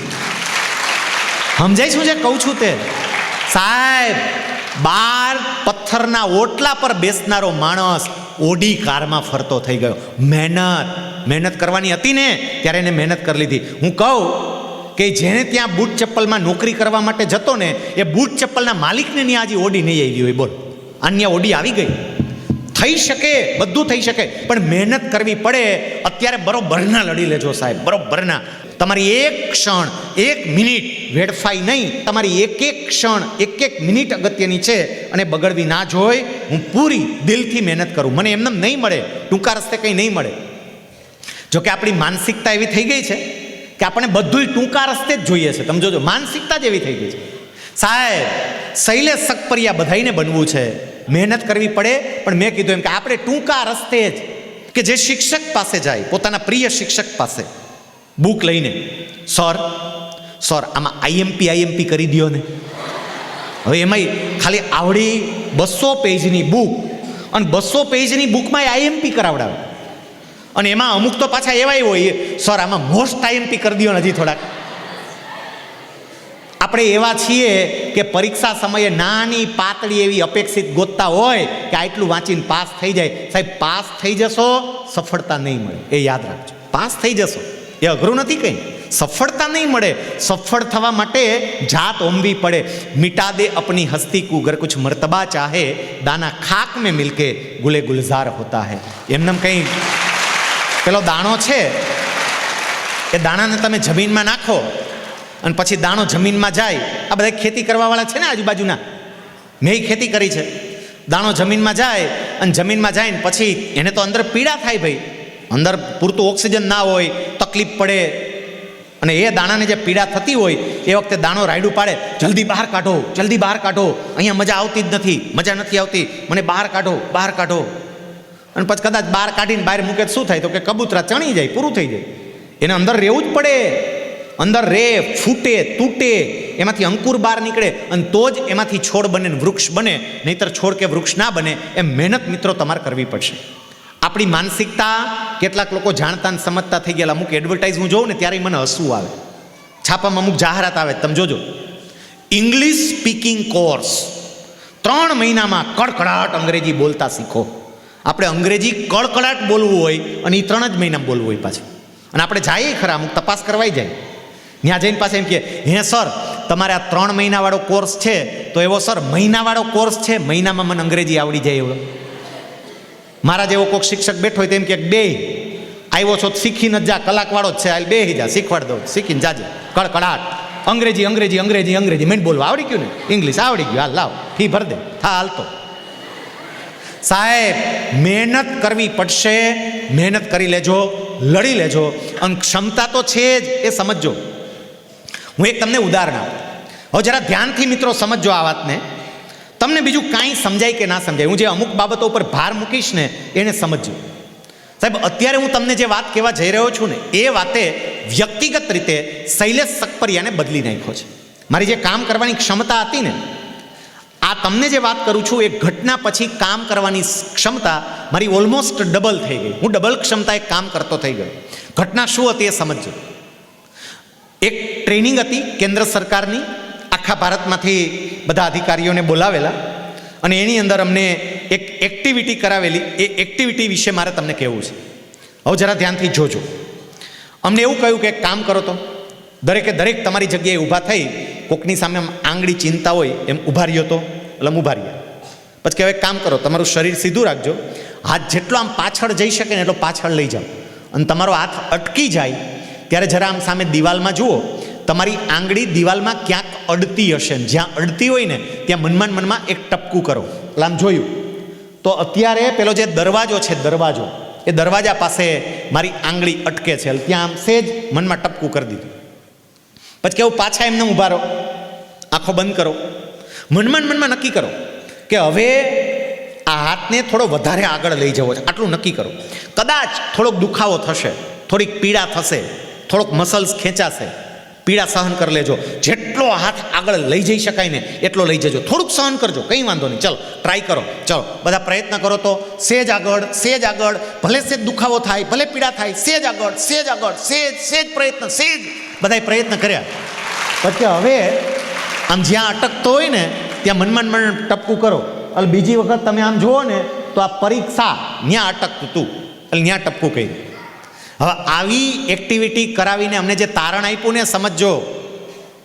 પહેલાં તો પ્રશ્ન પૂછ્યો કે તમે 2 વાર હાથ લઈ ગયા પાછો, હાથ આમ જ્યાં અટકતો હતો ને આંગળી દિવાલમાં અડતી હતી, તમે ટપકું કરતા હતા, એ ટપકું એક જ થયું કે ટપકા 2 થયા? એટલે મારા બધાયનો જવાબ હતો ટપકા 2 થયા. અત્યારે ટપકા 2 થયા. પહેલું ટપકું દરવાજે, બીજું ટપકું પરીક્ષાએ, ટપકા 2 થયા. એને જે તારણ આપ્યું ને સાહેબ, એ અમારી જિંદગી બદલનારું તારણ હતું. બાકીનાની તો ખબર નહીં, પણ મારી તો જિંદગી બદલી જ. સાહેબ અમને એવું કહ્યું કે પહેલું ટપકું એટલે આપણે બધાય, આમાં મમ્મી પપ્પાએ આવી જાય, ટીચરે આવી જાય, સંચાલક આવી જાય, બધાય આવી જાય. પહેલું ટપકું એટલે આપણે જે ક્ષમતાએ કામ કરીએ છીએ તે, અને બીજું ટપકું એટલે ભગવાને કામ કરવાની જે ક્ષમતા આપી છે તે. ભગવાને તો પરીક્ષા સુધી પહોંચવાની ક્ષમતા આપી છે, આપણે જ દરવાજે અટકી જઈએ છીએ. સમજો વિદ્યાર્થી મિત્રો, ક્ષમતા તો છે જ, મહેનત કરવાની, ઉપયોગ નથી કરતા. અને એ યાદ રાખજો, બોર્ડના લાખો વિદ્યાર્થી આ દરવાજા સુધી તો આવશે જ, લાખો દરવાજા સુધી આવશે.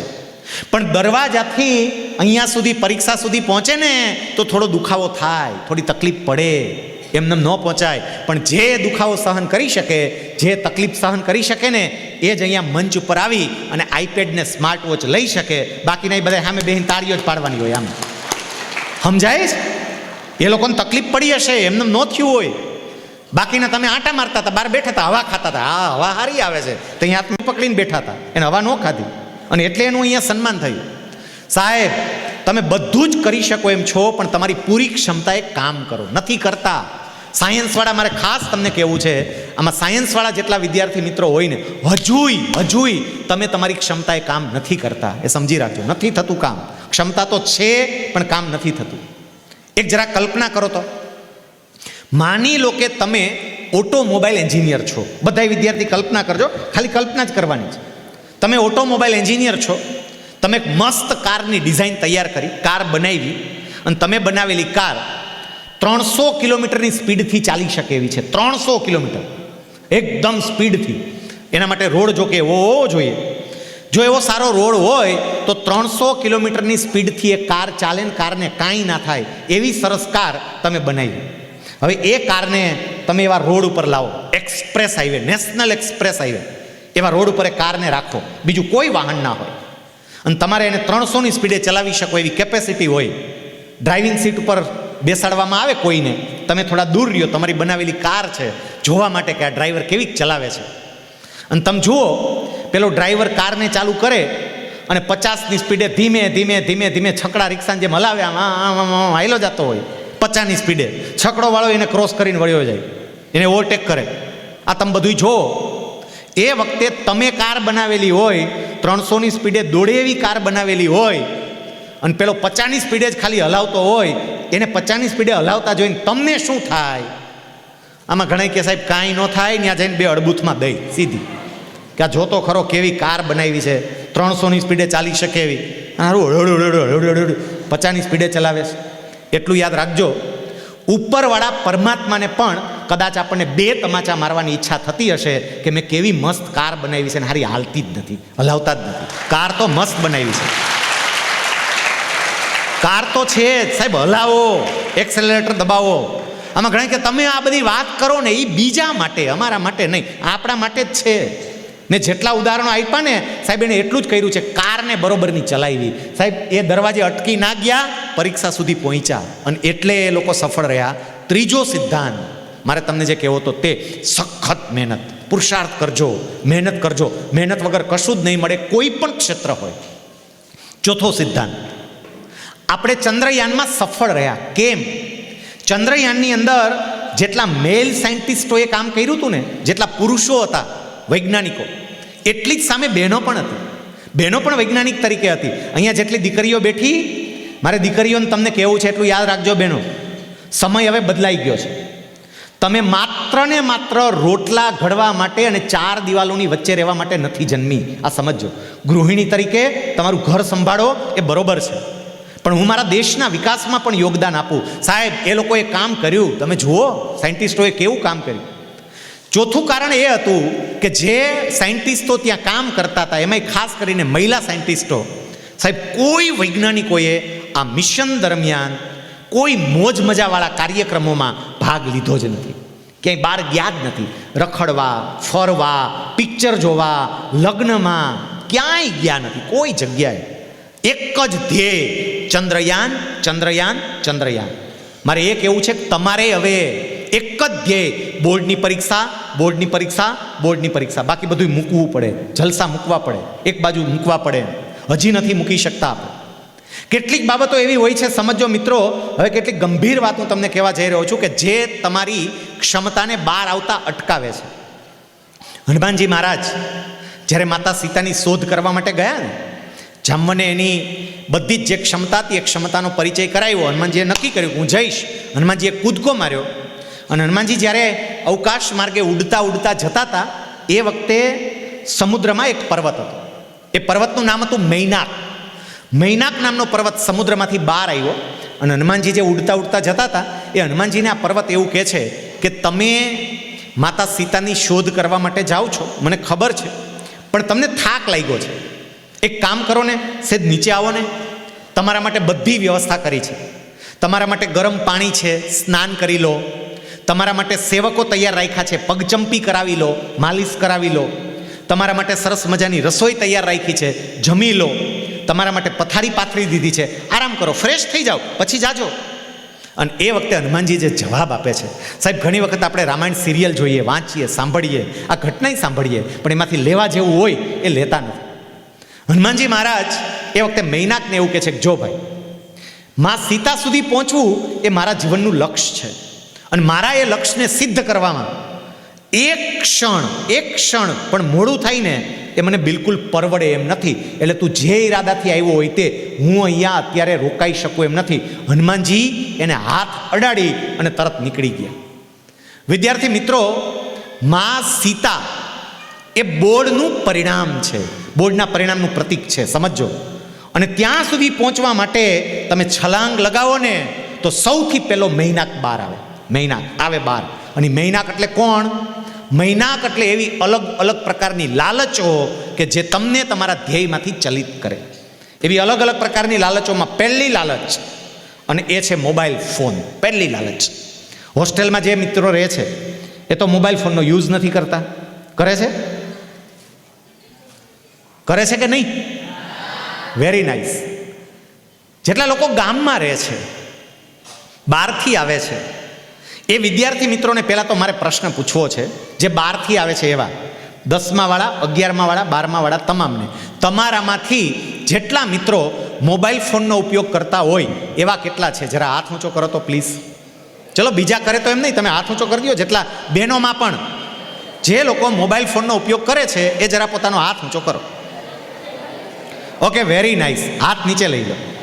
પહેલાં તો તમામે તમામ જેટલા વાલીઓ બેઠા ને આ લોકો માટે તાળીઓ પાડો, એને વધાવો. શું કામ? આમાં વાલીઓ કે સાહેબ મોબાઈલનો ઉપયોગ કરે એમાં તાળીઓ પાડવાની? એને સ્વીકાર્યું, મારી હાજરીમાં જ સ્વીકાર્યું કે અમે ઉપયોગ કરીએ છીએ. હવે વિદ્યાર્થી મિત્રો, તમે સાંભળજો, મારે તમને જે કહેવું છે તે મોટા ભાઈ તરીકે કહેવું છે, મોટિવેશનલ સ્પીકર તરીકે નહીં, તમારા મોટા ભાઈ તરીકે કહેવું છે. સાહેબ, તમારી કારકિર્દી અને તમારી જિંદગીને ખતમ કરી નાખે એવું કોઈ તત્વ હોય ને તો આ મોબાઈલ ફોન છે. તમારી ઉંમરને કારણે હજી તમને સમજાતું જ નથી. તમારી ઉંમર એવી છે, નહીં સમજાય. સાહેબ, તમારી કારકિર્દીને ખતમ કરી નાખશે, તમને ખબર નહીં પડે. એક વાત સાંભળજો. શ્રીમદ ભાગવતની અંદર 6ઠ્ઠા સ્કંદમાં અજામિલની કથા આવે છે. કેટલીક કડવી બાબત હોય પણ જાહેરમાં ચર્ચા કરવી જરૂરી હોય એટલે બધાની વચ્ચે હું આ બાબતની ચર્ચા કરું છું. વિદ્યાર્થી મિત્રો, તમારા માટે અજામિલની કથા આવે છે. અજામિલ નામનો એક બ્રાહ્મણ હતો, બહુ જ પવિત્ર, અત્યંત વિદ્વાન, હોશિયાર, લોકો એને બહુ જ આદર આપે, માન આપે, સન્માન આપે. અને એક વખત આ અજામિલ રસ્તા પરથી ચાલતા ચાલતા જતો હતો. થોડે આગળ એક વેશ્યા ચાલતા ચાલતા જતી હતી. વેશ્યા એટલે ગણિકા, જે પોતાનું શરીર વેચે તે. એ વેશ્યાને અજામિલે જોઈ કે ચાલતા ચાલતા જાય છે. અજામિલ તો બહુ પવિત્ર હતો, એકદમ આદરપાત્ર, હોશિયાર, વિદ્વાન. એને જોયું કે પેલી વેશ્યાના માથામાંથી એક ફૂલ નીચે પડી ગયું. સાહેબ, આ મારી વાત નથી, વેદવ્યાસજીની હું વાત કહી રહ્યો છું. ફૂલ નીચે પડી ગયું. અજામિલે જોયું, પેલી વેશ્યા ચાલતી ચાલતી આગળ જતી રહી. અજામિલ પણ ચાલતા ચાલતા ત્યાં પહોંચ્યો જ્યાં પેલું ફૂલ પડ્યું હતું. એને ફૂલ સામે જોયું. ફૂલ સરસ હતું, જોઈને ગયમું એટલે નીચે વળીને ફૂલ ઉપાડે છે. ફૂલ હતું એટલે સૂંઘવા માટે નાક પાસે લાવ્યો, એની સુગંધ લીધી. અને ફૂલ સૂંઘતાની સાથે એના વિચારો બદલાવા માંડ્યા, એની મતિ ભમવા માંડી. અને વેદવ્યાસજી એમાં એવું લખે છે કે ધીમે ધીમે ધીમે ધીમે કરતાં જે અત્યંત પવિત્ર હતો ને એ સાવ પતિત થઈ ગયો. જે એકદમ વિદ્વાન હતો ને એની જિંદગી બરબાદ થઈ ગઈ. અને લોકો એને આદરને માન આપતા હતા ને એને બદલે લોકો એનો તિરસ્કાર કરવા માંડ્યા. વિદ્યાર્થી મિત્રો, આ કથા આપણને સ્પષ્ટપણે સમજાવે છે કે તમારા મોબાઈલમાંથી આવતો કોઈ એક એવો મેસેજ, કોઈ એક એવો વિડીયો, કોઈ એક એવો ફોટો શક્ય છે કે તમારા માટે આ ફૂલનું કામ કરે અને તમારી જિંદગી બરબાદ કરી નાખે. વિચારજો શાંતિથી. તમે નાના નથી સાહેબ. અહીંયા બેઠેલા વિદ્યાર્થી ભાઈઓ બહેનોને મારે એ કહેવું છે કે તમે આ બધાય મોબાઈલ વાપરો છો, જરા તમારી જાત વાત તો કરજો કે તમે એવો કયો બિઝનેસ લઈને બેઠા છો, તમારે મોબાઈલની જરૂર છે. કયો એવો ધંધો છે સાહેબ? અહીંયા જેટલા મમ્મી પપ્પા બેઠા ને, હું તો એ જોતો તો કે અમુક મમ્મી પપ્પા અહીંયા દીકરાને દીકરી સાથે સન્માન સ્વીકારવા માટે આવતા હતા. એના કપડાં બતાવતા હતા કે એની સ્થિતિ કેટલી નબળી હશે. એનો પહેરવેશ બતાવતો હતો, એની ચાલ બતાવતી હતી કે સાવ સામાન્ય પરિવારના છે. અહીંયા જેટલા વિદ્યાર્થી બેઠા છો ને, યાદ રાખજો, તમારા મમ્મી અને પપ્પા તમારા પરિવારની આર્થિક પરિસ્થિતિની તમારી યારે ચર્ચા નથી કરતા, પણ કેટલાય મમ્મી પપ્પા એવા છે જે તમને ભણાવવા માટે વ્યાજે પૈસા લાવ્યા છે. વ્યાજે. કહેતા નથી સાહેબ, આ બોલતા નથી. વ્યાજે પૈસા લાવીને તમને ભણાવે છે. તમારી મમ્મી પોતાનો દાગીનો ગીરવે મૂકી અને તમારી ફીની વ્યવસ્થા કરે છે. આપણને ખબર જ નથી. હજી મોબાઈલમાં જ આમાં આંગળા જ ઘસીએ છીએ. સાહેબ મજા કરીએ. મોબાઈલ મસ્ત મજાનું એવું ઇન્સ્ટ્રુમેન્ટ છે કે જે ઇન્સ્ટ્રુમેન્ટનો આપણે સરસ ઉપયોગ કરીએ. હું કરું છું, બધા કરે છે. મને સમયની ખબર હોવી જોઈએ કે મારે કયા સમયે એનો ઉપયોગ કરાય. મારો અભ્યાસ ચાલુ હોય, મારા અભ્યાસમાં નડતરરૂપ થતો હોય, તમે તમારી જાતનું બેસ્ટ ઓડિટ કરી શકો સાહેબ. તમે જ કરી શકો. બધા વિદ્યાર્થી મિત્રો, તમારી જાતને તમે જ સવાલ પૂછો કે તમે જે મોબાઈલ ફોનનો ઉપયોગ કરો છો એને મારો જવાબ નથી જોતો, તમારે જાતને જ પૂછવાનું છે. એને કારણે તમારું કોન્સન્ટ્રેશન પાવર, તમારી એકાગ્રતા એકદમ શાર્પ થાય, મજબૂત થાય કે નબળી પડે છે. જાતને પૂછજો સાહેબ, તમારી એકાગ્રતા જતી રહી. આ જેટલા શિક્ષક છે ને, શિક્ષકને એકવાર પૂછો તો ખબર પડે કે કોરોના પહેલાંના વિદ્યાર્થી અને કોરોના પછીના વિદ્યાર્થી બે વચ્ચે જમીન આસમાનનો ફેર છે. જેટલા શિક્ષકો છે ને એ બધા શિક્ષકો બિચારા અત્યારે ઋષિમુનિ કરતાં આકરું તપ કરે છે, કારણ કે આ બધાને શાંત બેહાડવા ને એ જ બહુ અઘરું છે. મોબાઈલે અશાંત કરી દીધા છે. એમાં કોઈનો વાંકઈ નથી, તમારો વાંક નથી મિત્રો, કારણ કે તમારી ઉંમર એવી છે. તમારો વાંક નથી, તમારી ઉંમર એવી છે અને ઉંમરના પ્રવાહમાં આપણે ઢળી જઈએ છીએ, પણ આપણી જિંદગી બરબાદ થઈ જાય છે એની આપણને ખબર નથી. એક એવો વાયરસ આવ્યો હતો 3 વર્ષ પહેલાં કે જેને આખી દુનિયાને ભરડામાં લીધી. એ હતો કોરોના વાયરસ. હમણાં પાછું અઠવાડિયા 10 દિવસથી છાપામાં કંઈક હેડિંગ આપી દઈએ અને આપણને ધ્રુજારી અપાવી દઈએ પાછી. એમાંય જે સેકન્ડ રાઉન્ડ હતો, સેકન્ડ રાઉન્ડ સાહેબ, બીજા રાઉન્ડ વખતે તો જે અરાજકતા મચી હતી આપણને બધાને ખબર છે સાહેબ. તમારા મોરબીવાળા અહીંથી પેશન્ટને લઈને રાજકોટ આવતા હતા, જામનગર જતા હતા, આપણને ખબર પડે કે બધે બેડ પેક છે. ભાવનગર જાય, જ્યાં જગ્યા મળે તે જે. યાદ છે મારે કોરોના યાદ કરાવો છે. આપણે બધા કોરોનાથી બચવા માટેના કેટલા પ્રયત્નો કરતા હતા. જે મળે એ સાહેબ, કોક કે ઉકાળા પીવો તો આપણે ઉકાળા પીતા હતા. આપણને જે કે એ પ્રમાણે આપણે કરતા હતા. બધું ઉકાળો ન ભાવે તોય પીતા હતા, મોઢું ત્રાસું બાંગું રાખીને પીતા હતા. કેમ? આપણને ખબર હતી કે આ વાયરસથી બચવું પડે. જો આ વાયરસ એક વખત ચડ્યો ને, અંદર આવ્યો ને, તો આપણને મારી નાખે. આપણે કેટલાય આપણા અંગત સ્વજનોને પણ ગુમાવ્યા છે અને આપણને ખબર છે કે આ વાયરસ મારી નાખે એટલે એનાથી બચવું પડે. વિદ્યાર્થી મિત્રો સમજો, તમને કદાચ હૃદયમાં ઉતરે તોય ભલે અને ના ઉતરે તોય ભલે, પણ આ મોબાઈલ કોરોના વાયરસ કરતાં પણ ખતરનાક વાયરસ છે અને એનાથી બચવાનો કોઈ પ્રયત્ન જ નથી કરતા. ભાઈ કોઈ પ્રયત્ન જ નહીં કે આ વાયરસથી હું બચું.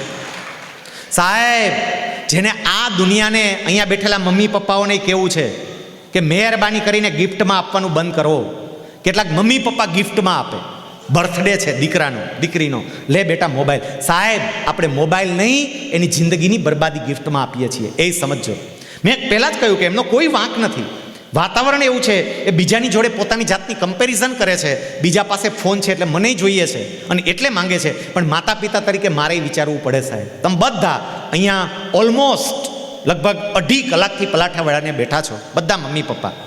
તમે એ સમજો કે આ દુનિયાને જેને આઈફોન અને આઈપેડની ભેટ આપીને એવા સ્ટીવ જોબ્સ, એમણે પોતાના દીકરા અને દીકરીઓ કોલેજમાં ના ગયા ને ત્યાં સુધી એને ફોન નથી આપ્યો. સ્ટીવ જોબ્સે પણ એમના દીકરા અને દીકરી પાસે ફોન નહોતો સાહેબ. આખી દુનિયા જે આઈફોન પર પાગલ હોય એમના સંતાન પાસે ફોન નહોતો અને આપણે એ ફોનનો ઉપયોગ કરીએ છીએ. આજે માત્ર બોલીને પૂરું કરવું છે એવું નહીં.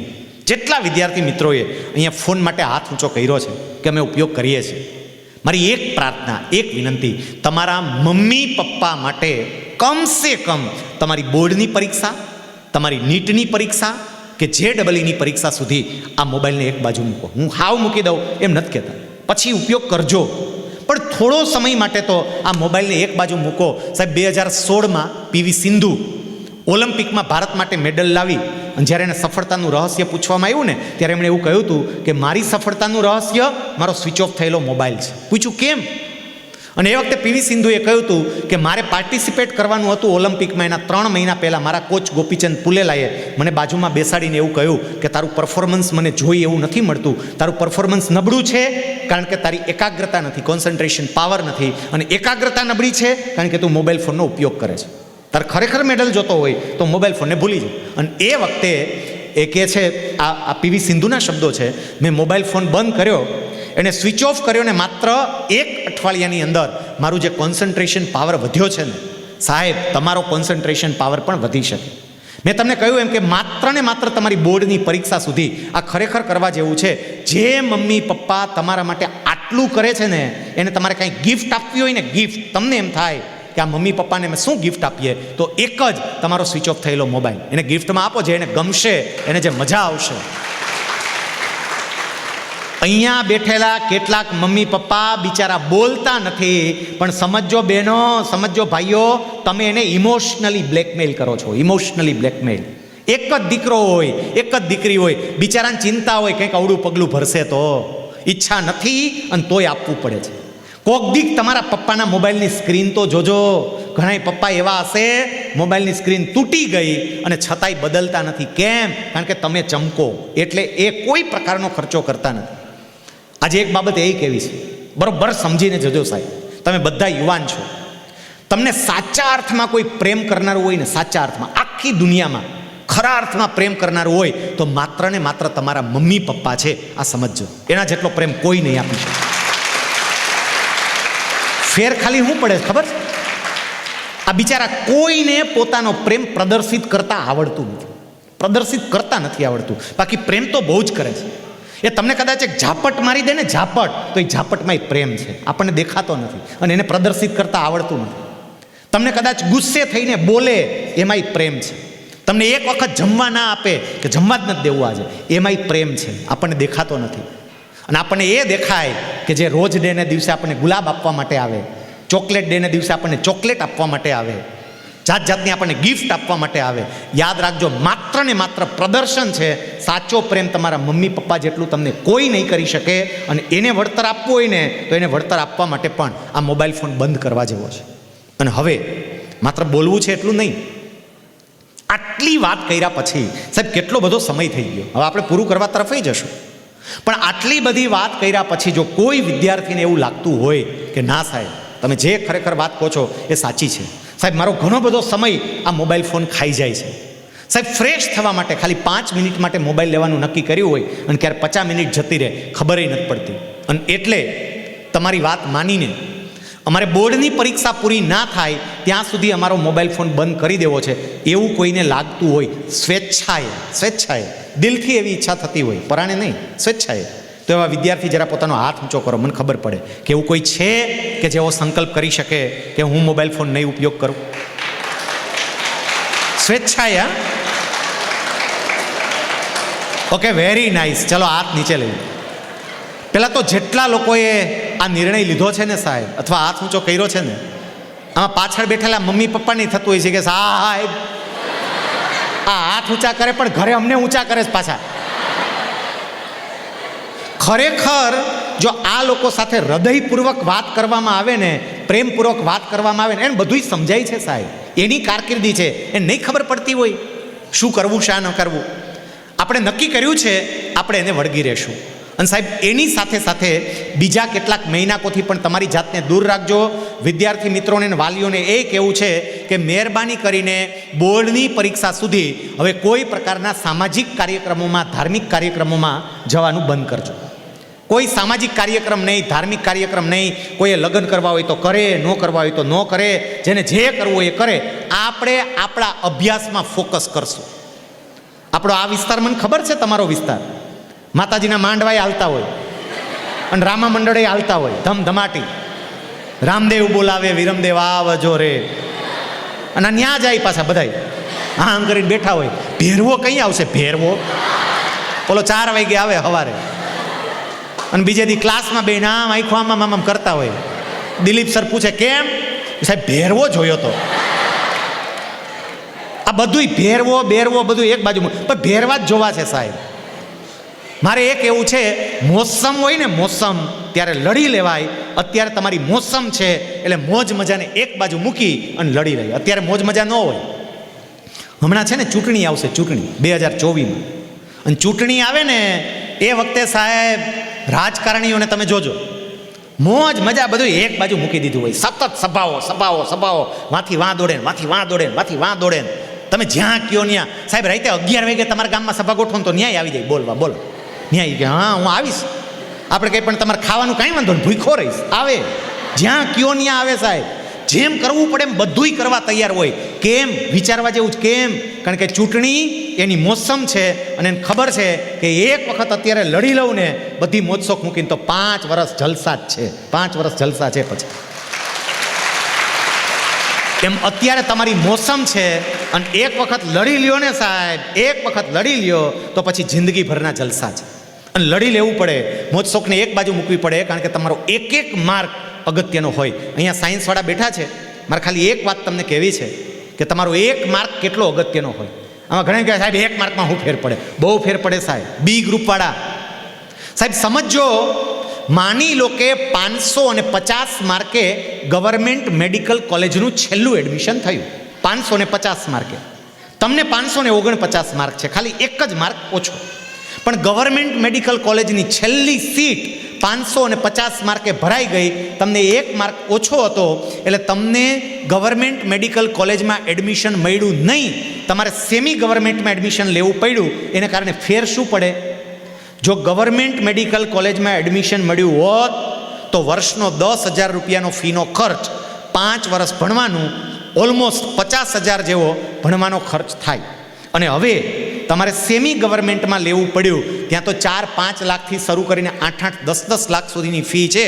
આપણે 5 લાખની સરેરાશ કાઢો, વર્ષના 5 લાખ ભરવા પડે. 1 વર્ષના 5 લાખ, 5 વર્ષનો MBBSનો કોર્સ 50 લાખ ભરવાના થાય. આપણે એમ કહીએ પેલા 25 લાખ, સોરી 5 વર્ષનો ગણો, 25 લાખ. આપણને એવું થાય 1 માર્કમાં શું ફેર પડે? ગવર્મેન્ટ મેડિકલ કોલેજમાં એડમિશન મળ્યું હોત તો 50,000માં કામ પતત, પણ 1 માર્ક ઓછો આવ્યો, સેમી ગવર્મેન્ટમાં લેવું પડ્યું અને એટલે 25 લાખ ભરવા પડે. આપણો 1 માર્ક આપણા બાપાને 24.5 લાખમાં પડે. 1 માર્ક 24.5 લાખમાં પડે, એ વિચારજો. અને એટલે અત્યારે આ જલસા બંધ. અહીંયા વાલીઓને કેવું છે, તમે સમજો, મહેરબાની કરીને આ દીકરા દીકરીઓને હવે ડિસ્ટર્બ નહીં કરતા, ક્યાંય એને પ્રસંગમાં નથી લઈ જવા. આમાં ઘણી વખત વાલીઓ જ આવે ઝઘડવા માટે. બોલો, કેટી સર પાસે જાય, સાહેબ રજા કેમ ન આપો? અમારા ઘરના લગ્ન છે, રજા તો દેવી જ પડે ને સાહેબ, રજા કેમ ન દો? છોકરા લગ્નમાં ન હોય, તમારે ભાઈ વ્યવહારમાં રહેવું કે ન રહેવું? નથી રહેવું વ્યવહારમાં. કોઈ વ્યવહાર તોડવાના નથી, એટલું યાદ રાખજો. કોઈ નહીં તોડે વ્યવહાર. સાહેબ મારો દીકરો 12 સાયન્સમાં અભ્યાસ કરતો હતો, મારા સગા ભાણેજના મેરેજ હતા, મારા ભાણેજના જ મેરેજ, પણ મારો દીકરો મારા ભાણેજના મેરેજમાં નથી આવ્યો. અમે પતિ પત્ની ગયા, મારા પરિવારનો પહેલો પ્રસંગ હતો, પણ દીકરો નથી આવ્યો. ના પપ્પા તમે જઈ આવો, હું ત્યાં આવીશ, નહીં આવું એના કાંઈ ફેર નહીં પડે, મેરેજ તો થશે જ, તમે જઈ આવો, પણ હું ત્યાં આવીશ તો મોટો ફેર મને પડશે, એ પાક્કું. સાહેબ સમજો મમ્મી પપ્પા બધા, મહેરબાની કરીને આને કોઈ પ્રકારના કાર્યક્રમોમાં હવે લઈ નહીં જતા. આમાં ઘણા એવા આવે એ કે પણ સાહેબ ખાલી 2 કલાક માટે લઈ જાય, 2 કલાક માટે, પછી પાછા મૂકી જાઓ. 2 કલાકમાં હું ફેર પડે સાહેબ? હું ઊંધું ચતું થઈ જાય. ઓલા ભાઈ તો 73 દી બાકી છે એવી રાયડું પાડતા હતા, તે 2 કલાકમાં હું ફેર પડે? મારે એક એવું છે, 2 કલાકમાં બધું ખાટું મોડું થઈ જાય. આ 2 કલાક બહાર જાય ને, અત્યારે સ્કૂલની અંદર એક વાતાવરણ ગોઠવાયું હોય સાહેબ. અત્યારે સરસ મજાની ટેસ્ટ ચાલતી હશે, કારણ કે સિલેબસ ઓલમોસ્ટ પૂરા થયા હોય, ટેસ્ટ ચાલતી હોય, પરીક્ષાઓ ચાલતી હોય, અને આ સમયગાળા દરમિયાન સાહેબ ખાલી 2 કલાક માટે આ સ્કૂલના વાતાવરણમાંથી બહાર જાય, પછી પાછા આવે ને, સાયકોલોજીકલી મનોવૈજ્ઞાનિક રીતે સેટ થવામાં એને વાર લાગે. પંખો ફૂલ સ્પીડમાં ફરતો હોય, તમે પંખાની ચાપ બંધ કરી દો, પંખાની ચાપ બંધ કરીને પંખાને કે બંધ બંધ બંધ થઈ જાય, બંધ થા બંધ ન થાય. કેમ? એને ફેરી ચડી ગઈ હોય. એ માને ખાલી 2 કલાક માટે બહાર લઈ જાવ ને, પછી પાછા અહીંયા આવે, પણ એના મનને બરોબરની ફેરી ચડી ગઈ હોય. એનું શરીર ક્લાસમાં બેઠું હોય, પણ મન હજી માંડવે જ આંટા મારતું હોય. સાહેબ એને કાર્બન ચક્ર ભણાવતા હોય, એને બીજું જ ચક્ર દેખાતું હોય જે માંડવે જોયું હોય. મન સ્થિર ન થાય. અને એટલે મમ્મી પપ્પા તરીકે મહેરબાની કરીને આ છોકરાઓને ડિસ્ટર્બ નહીં કરતા. બીજું, હોસ્ટેલમાં જેટલા અહીંયા રહે છે એના જેટલા વાલીઓ છે એને મારે કહેવું છે, અહીં વારે વારે ધક્કા નહીં ખાતા. કેટલાક આંટા માર્યા જ કરે. બોલો, ખાલી આમ એ કે સાહેબ આમ નીકળાતા ને થયું કે આંટો મારતા જાય. આ કઈ ફરવાનો બગીચો છે? આંટો મારતા જાય. ખરેખર હોસ્ટેલમાં જેટલા મૂકો છો ને સાહેબ, પરીક્ષા નહીં, ખોટો આંટો મારવા જવાય જ નહીં, ડિસ્ટર્બ કરાય જ નહીં. અને એમાં અહીંયા મમ્મીઓ જેટલી બેઠી, મારે તમને કેવું જ, ફોન કરવાનું રહેવા દો. ફોન જ તરત જ ને ઓલા ઘરવાળાને કે હે પણ ફોન કરો ને, હે કેટલા દી થઈ ગયા વાત નથી કરી, આંગળા પડવા માંડે. સાહેબ ડિસ્ટર્બ નહીં કરતા. સમજવા જેવું